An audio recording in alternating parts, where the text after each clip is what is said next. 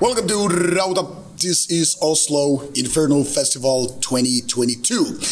And here we have plenty of interesting bands, and one of the most interesting one personally is a band called From the Vastland. Now, some people might think, why it's one of the most interesting ones. You have all the Mayhems and Marduks and all that stuff. But this band has a very, very different background from all the Nordic bands you already know. And we're going to discuss that. So, let's introduce. Who are you again? Hey, first of all, thank you for having me here. It's a pleasure to be here. My name is Sina Winter. I'm a black metal musician from Iran, living in Norway from 2014. And I have my band called From the Vastland, and I work with Norwegian musicians. That's quite an interesting story. Some people might already recognize and remember you from that Black Hearts documentary, which featured people, blackpackers, I think they were called, people coming to Norway for like kind of like this sacred trip to discover the world of black metal in Norway. The roots of second wave 1990s black metal. The cradle of black metal. and there were like, I think, 4 groups of people, and you were one of them. Yeah. But I think all the stories are interesting, but yours is, I think, the most interesting one. Not to brown nose, but to say because, well, Iran is not exactly a metal country. No, that's true. And you mentioned in the documentary, it can be even dangerous to the person in question to play metal music. Yeah. Nonetheless, you decided to defy the rules and laws and establishment. Now, how it got started?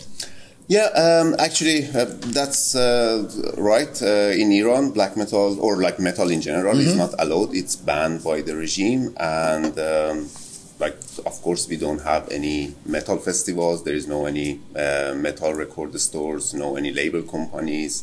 And basically, since it's banned, everything is like a real underground, you know. There is no any official metal scene in Iran, but of course there are metalheads and there are metal musicians. But as I said, everything is like real underground. And I grew up in a family where my parents are fan of rock music, so I was somehow familiar with this type of music from like when I was a kid.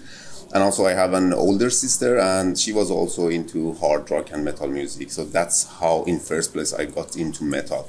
And then, growing up, you are a teenager and you get to know some different type of music. And then, you just feel yourself like connected to one of them. And that getting sucked into the world. Yeah, I mean, I had no any other choice. Just imagine, like my parents listening to rock music, my sister was a metal fan, and then, of course I was interested. Yeah. And, that's how it started. I was so interested to discover new bands and different genres. Back then I started like with, just thrash metal bands, heavy metal, thrash metal, and then by the years I got more into heavier music, I would say. And for a while I was a huge fan of death metal. Still today I like death metal, I listen. But then came to the point when I discovered black metal for the first time, and that was the moment when everything changed for me. And and I knew that this is what I'm gonna do. This is what I want to play, because like I was dreaming to become a musician, metal musician, and I already started to learn guitar, and but it was like in the very beginning. And then I discovered black metal, and I was like, okay, now I know what I'm gonna do. That's the type of music that I'm gonna make, and that was the turning point, I would say. Okay, so long story. How did you manage to get those CDs and other formats of music? Because I guess it's not exactly as easy as in Norway going to the store. No, and, definitely. I mean, back then, I'm pretty old, Back then there was no any CD; it was all on tape. Okay. And since it's not allowed, so it was very hard to find the music, and there was no any like original tape. It was all copy. You know? Kind of a tape trading thing. Yeah, exactly. And we were doing this in school, like trading the tapes, like secret, because if they get us, then they kick us out of the school, So either we were doing this outside the school, or we were really careful and just trading the tapes. but it was very hard to find new tapes. Basically, the only way was when people were traveling outside the country and then coming back bringing some tape. And that was the case, like the first time I got like bunch of tapes from one of my friends who traveled to Austria for his summer vacation. And when he came back, he brought some tapes like Black Sabbath, Guns N' Roses, Metallica, Slayer. Yeah, the kind of a classic bands. Yeah, exactly. And then, you know, that was the situation. The only way to find new music was just trade with other people. But also another problem was there were not so many metalheads. It was not popular. I mean, still it's not popular. It's not like Norway, of course. And it was very hard to find other people, other metalheads. But yeah, that was the only way, like just trading. So how did you get your guitar? I could imagine also metal instruments are that easy to come by in Iran. Yeah.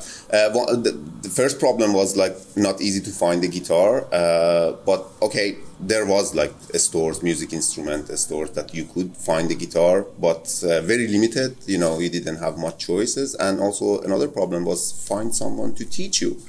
I remember it took me like over 6 months to find someone that can teach me how to play, because I started with electric guitar. People were just suggesting me, okay, you should start with classical guitar, but I was like, no, I want to play metal, you know, I don't have time to waste. Be there, not that. I don't know if it was the right decision, but yeah, I started with electric guitar, and then it took me over 6 months to find someone. And he was not even a metalhead, he was just a electric guitar player. And so I had 4 or 5 sessions with him. Just he taught me the basic, like how to read tablature and how put your fingers on the fretboard and stuff like that. And then he said, I cannot help you more than this. Then you should find the tablatures. And that was around the time when internet came to the houses and it was possible to find some tablatures on internet.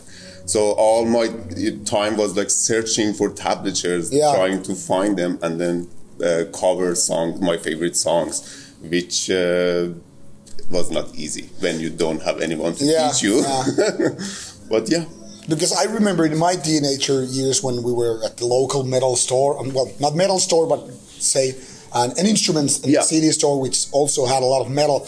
And there were these books of tablatures, like Metallica songs made into stuff like that, way before internet. And of course, it's very hard for, I guess, younger audience to understand how different it was, like from tape trading and then these tablatures and stuff like that. Because nowadays people can just click any video and how to, you know, play the few seconds and you get everything you need. Yeah, exactly. So the next step was you had these tapes, you had the guitar, you figured out what to play, but I guess eventually you wanted to play in a band, not just by yourself. How did things started to happen?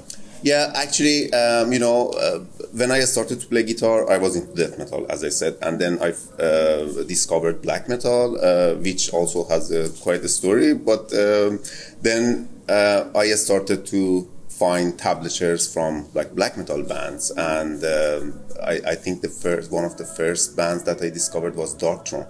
And then I could. It was a Transylvanian Hunger album, and my favorite one. Great album. And then I found the tablature, and I started to play, and then like immediately, since I was spending over like 8 hours every day trying to play guitar, and then somehow you could manage to play something, some kind of riff that sounds okay to you, you know, in that level. And then I was like, maybe I should work on them and maybe turn out to a song, which I was not sure even how it's going to be. But also what happened is I had a cousin that he was also into metal. He got into metal actually by me. And then after a while, one day he contacted me and said, Sina, what do you think if we start a band together? Oh. And that was when I already like had 3 songs. I mean, songs, just bunch of riffs, you know, ready. And I was like, I already have some songs. Maybe we can work on it. And then it took us like few days. He was living in another city. So he just had a short trip to my place. And then we just sat together. We started to write some lyrics and I played the riff and we just tried a couple of times. And then we recorded the first demo. which was not with From the Vastland. That was another band I started. Yeah. And that's how everything started. We were so happy that we could do something, and then we kept on going. But weren't you afraid that, the police or whatever illegal people would come in and kick the door and just take your equipment? And that was the case for many of my friends. Actually, it happened, and still today it happens. And back then we were also very worried about our identities. So what we did, first of all, we chose like a Norwegian band, a wrong name, because we had no idea. And you are a teenager, you have no idea, you don't know Norwegian, of course, and we didn't there was no Google Translate back then. So all we could do was just borrow a pocket dictionary, English to Norwegian, and then we choose the words that we wanted in English and just translation to Norwegian, which turned out to be completely wrong, but we found out about that like 10 years later. We didn't know, we had no idea. And also we just chose nicknames for ourselves, and also we had makeup, corpse paint in our photos.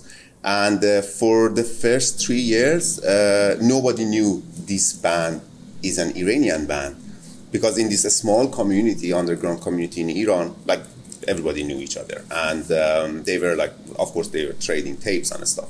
And then at some point they started to talk about our band without knowing it's us.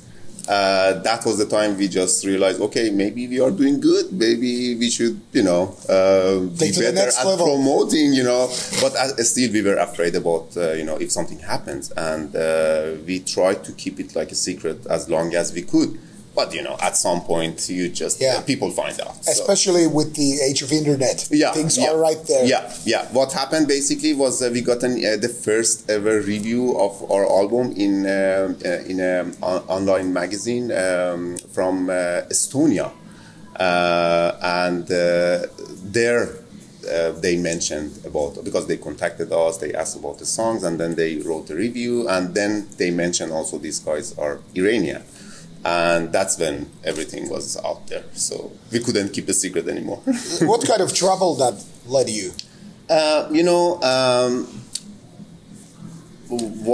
Basically, during that time, I don't know if it was a good thing or I don't know. The thing is, back in that time, the regime also didn't know much about the metal scene, and it exists in Iran. So they were not so, they were not very strict about that. Every now and then they were just writing some articles like against rock music. Basically, that's what they called rock music. For them, it's like metal, black metal, heavy metal. It's just rock music. They had no idea. But it's completely different today. They know everything. But so,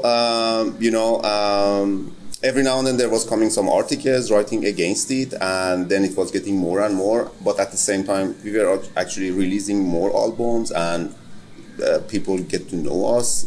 We were getting some interviews. We made a website, and at some point, some rumors started, and we heard it from our friends that people got some notifications from, it's like they never say it like officially in Iran. That's the way they do it. They just come and get you, or they spread some rumors first, and they just try to warn you somehow that you stop what you are doing. And that was exactly the case for us. But those rumors were getting more and more, and at some point it started to come to life. Back then we were using Yahoo Messenger. It was so popular in Iran. And then one day, me and my cousin got a threat on Yahoo Messenger from an unknown ID, which of course we didn't take serious. Next time it came on an email, and then it was getting more and more. And at the same time we were still releasing our albums, and at one day it was also there was also two other bands playing black metal. We were all friends, and then one morning when I woke up and checked my email, I got an email from an unknown ID, but it started with a sentence from Quran, and the Islam holy book, and then mentioned our names, where we live, our family name, and all the info, and said, if you don't stop what you are doing, we come and get you, and we're gonna execute you. That was exactly what they wrote. That's really creepy. Yeah, and then, I was kind of shocked. I don't know. I didn't know what to do. And then I contacted my cousin. He got the same email. I contacted the other friend. He got the same email with their name and info. And then we realized, okay, that's getting serious, But it didn't end there, actually. Since, when you are young, you also don't realize how bad is the situation. So we still didn't take it that serious. And then it came to the point when someone called my cousin and said, you guys better to stop now, or you're going to be in a real trouble. And so that was the time when we just tried to just keep things a little bit calmer. We just shut down the website and we stopped for a short while. But we couldn't do it for a long time, and then we released another album, and we just kept on going. It's a longest story, but the threats were coming. Even like I can mention it later, but even the first 2-3 years in Norway, I was getting the threats coming by email. That's crazy. Yeah. How did your family react when they knew that you were doing music and being part of this more extreme metal or extreme version of rock music? No, I was really lucky that my parents were always supportive, and as I mentioned, they are fan of rock music, so they were always supporting me from the very beginning when I started to make music. Even like buying the guitar and everything, they knew that that's what I want to do, and they were helping me with everything. But at one point, I remember that was also very important. When we got that phone call and the emails and things were getting serious, I was actually a bit worried. So one day, I called my dad and I talked to him and I told him that's what's going on. And what do you think? What should I do? Should I stop? What can I do? And then he told me, Sina, isn't it what you love to do? Isn't it your passion? And I was, yes, I can't even imagine not playing music. And he said, just go for it. He said, if something happens, I do my best to help you. And back then I didn't know. Probably he couldn't do anything, if something happened. Yeah. But just saying that to me was encouraging. Yeah, that was enough. Yeah. Then I was like, I don't care. I'm gonna play. There's no looking back anymore. Yeah. And then I just continued. So I was really lucky because not all of my friends were like that. Yeah. A lot of my friends stopped at some point because their families were also not supporting them. For different reasons. If they were religious, for example, if they were afraid or whatever, so they gave up after a few years. But that was not the case for me, luckily. So when did you decide you need to move out of Iran? So what happened after that first project, I started another project just to test myself and see if I'm able to release an album A to Z myself. No one else, just one-man band. And I did, and then the album was released with the label company in Estonia again. And then I was like, okay, now, because I already had this idea of from the Vastland and the concept of the band, but I was not sure if I can touch this. But after that album, I decided that I'm gonna do it. So I released the first album from the Vastland in 2011, and I was working on the second album when I got contacted by a Norwegian documentary filmmaker. Okay. And everything basically started from that point when he told me about his project. That was Black Hearts film, which you mentioned, and he said if I'm interested to be part of this documentary. And also he tried to just explain me that might be there might be some consequences you participating in it, but I'm gonna help you also to make it happens as good as possible. And there was no doubt. Norwegian documentary filmmaker contacted you, want to make a documentary about black metal and ask you to be part of it, I was like, hell yes, I just go for it, no doubt. So I got involved in the film, and they wanted to come to Iran and film me there, but it was not possible to get the visa, and also the Norwegian embassy told them it's going to be risky if you're going to do such a thing in Iran. Yeah, because usually they follow, it's like almost like North Korea. If a foreigner coming to make a film, for example, in Iran, of course the state's going to follow you. There will be some people around you, they just watch you to see what you're going to do, and for a project like that, it wouldn't be possible. So then we decided for me to travel in Turkey, and we meet there, and they film me there.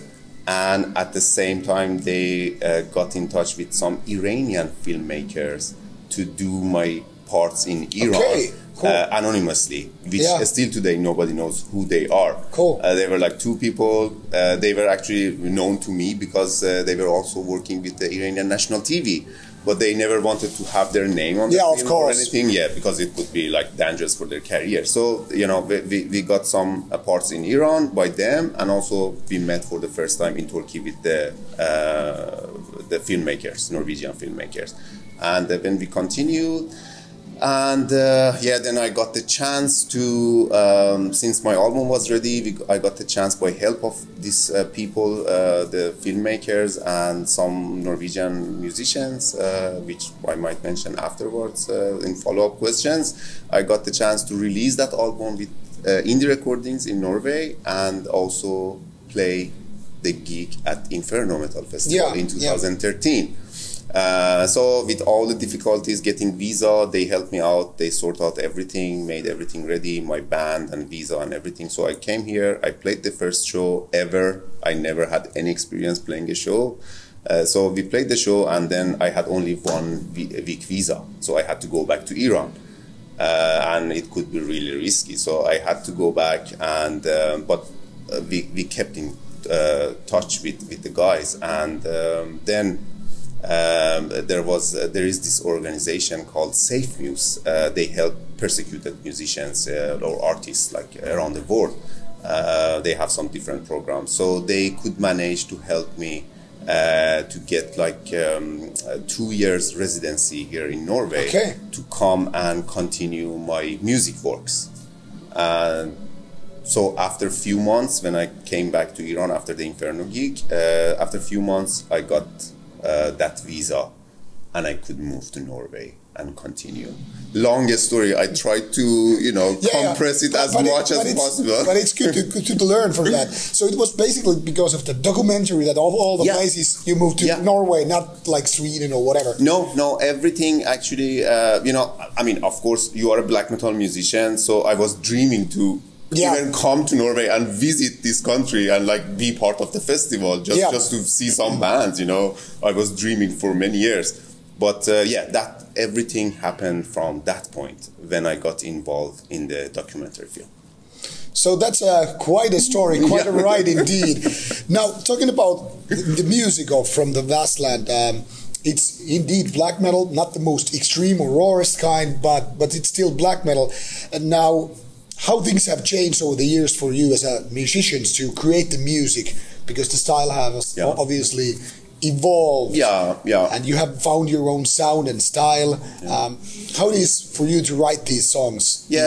Today when I look back and listen to my songs, like from the old band and also the 2 first from the Vastland albums, I myself also realized how different I was writing the music.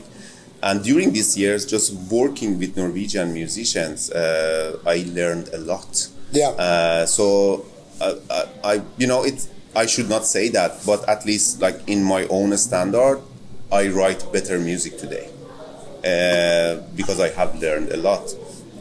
Working with Norwegian musicians, be active in the scene, go to the festivals, get in touch with other people, listen to more music, and just feel free to do what you want. It gives you much more inspiration, and then it also helps you to write better music. Like now, I mean, the concept of the band is still the same. It's like all about Persian mythology. That was from the very beginning, and yeah, like I would describe from the Vastland is a Norwegian black metal style music, but with a slight touch of Oriental, Iranian hint in it, with this Persian mythology theme. So whenever I want to write an album, and still today I do the same. It's like because like in Persian mythology there are like a lot of stories about the battle between light and darkness. It's like the gods and demons, which perfectly fits the black metal atmosphere. And so I just read the stories. I put a lot of time actually reading I was always interested in mythology, not only Persian mythology, but like in general. I have read a lot about like Egypt and South America and everything. But yeah, so I just read, and I found the stories that I think that fits to my music, and then at the same time I work on riffs and make music.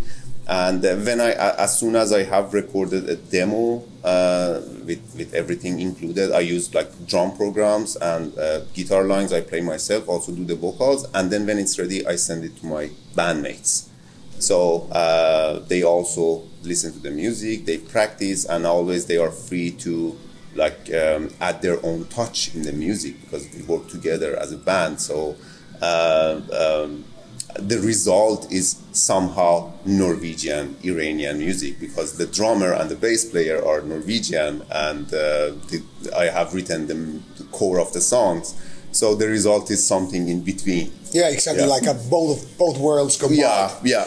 Talking about your lineup and your band members, how as an immigrant metal musician, how easy or hard was for you to find these guys? Like, hey, I'm just moving from Iran and I have a black metal band, and these guys are like, what the hell? We already have our scene and our bands. How were you welcomed?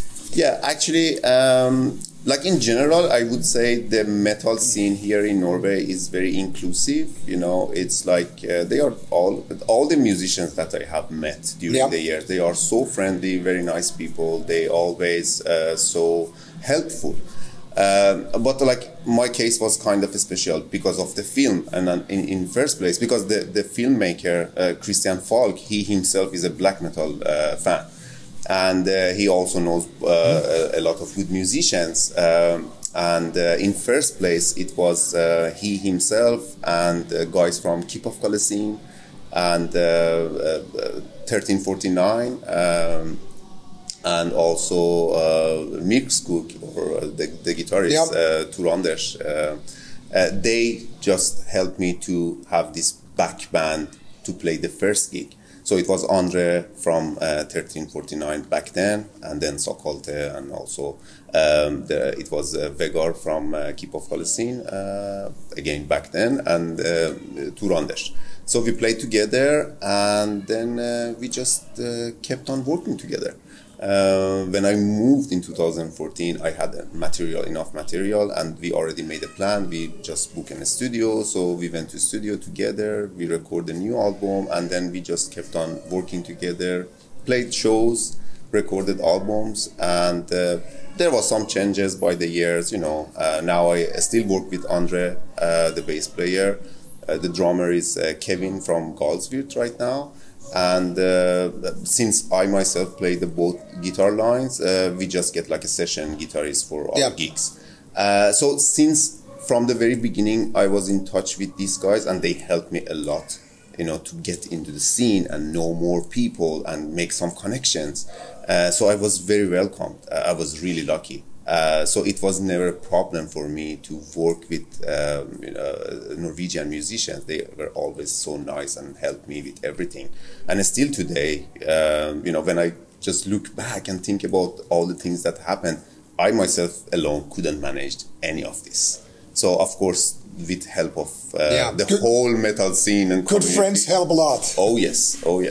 Now, talking about you mentioned Persian mythology being a big part of the band, and a lot of Norwegian black metals are, of course, known for the dislike, or should I say, hate for Christianity, for obvious reasons, of course, because that's the local history and all that stuff. How people reacted that? You had this totally different kind of religion behind it all and mythology, and then combining it, like you said, to Norwegian music style. How people were like, okay, this is not exactly how we see like the dislike for God and taking a piss at Jesus Christ, but this is like Quran, like how it works. Yeah, actually, so far, like everyone I have talked to and the reaction I get from the fans whenever we release an album or talk to my friends or fans, actually they quite like it because first of all, I think myself it's a bit different. I don't say it's like unique because there are some other bands in other countries, they have used the same kind of theme from their own mythology in their music. Like in Germany, there are some bands doing this. In South America also, there are bands doing this. But there was never like a Persian mythology before into black metal. So, I mean, that's probably why they all like it somehow, because it's different. It's not something that has been said like a million times. Exactly. But also at the same time, you know, when I talk about Persian mythology, it's still against the religion, because I'm talking about before Islam era, because, you know, Iran was not a Muslim country. What happened to Iran is almost the same as what happened to Norway when Christians, you know, attacked Norway and forced people to become Christian. That was the case with Iran as well. And it pisses the government and the regime pisses them off in Iran because, you know, it's actually against what they are trying to promote all these last 40 years from the time when they got the power in the country. They always try to hide all the history before Islam in Iran, which is stupid when we have like some like 5,000 years of history and then like just 100 years or 1,000 years of Islam, you know, and then they just try to skip all those big part of Iranians and just promote this part. So somehow it's also again against the so it's kind of a Islam. Fitting in a sense because you have a kind of a common enemy even if the book is different. Yes, exactly. That's very, very interesting.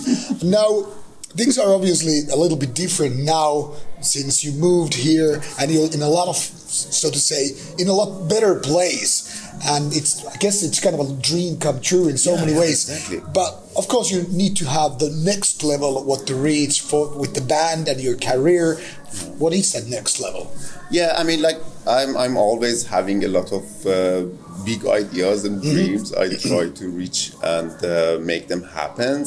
But as you said, like so far, everything that has happened to me, that feels like unreal, you know, because from the time when I was just playing music in my bedroom, you know, I was like a one-man band, bedroom band. Yeah, that's what we say still in reviews. Yeah, bedroom black metal. Bedroom black metal, and then, you know, you start your career by playing at Inferno Festival and then work with professional Norwegian musicians. Yeah, that's kind of a big step. Yeah, I mean, like it was like a jump. Yeah.